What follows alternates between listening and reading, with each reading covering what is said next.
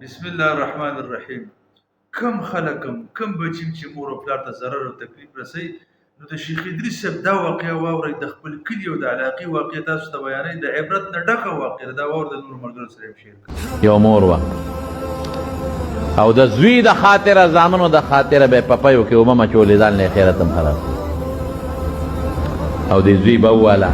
او داسې به یې وواله چې سمه به یو ځل یې وواله منکر راله وینې ته به دی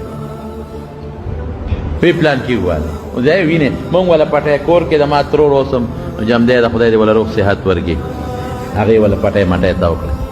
نو ما بیا هغه زوی ته دا خدای ظالمه بوډۍ ده یا خدای دې برباد که ظالمه څونه خدمت دې مور ستا کړی دی نو ظالمت دې هغه وایي نه دا داسې رو کنځل به یې کول هغه زوی د ما مخکې به یې کنځل کړی زوی لیوني سپي وچیچه لیوني سپي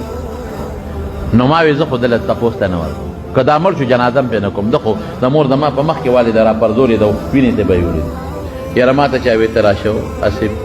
وی تماشه خو یې وکړه که نه وی زه تماشه یې کوم وی مونږ وله ورشو خلک راځي تپوس ته وی د خېټې نه د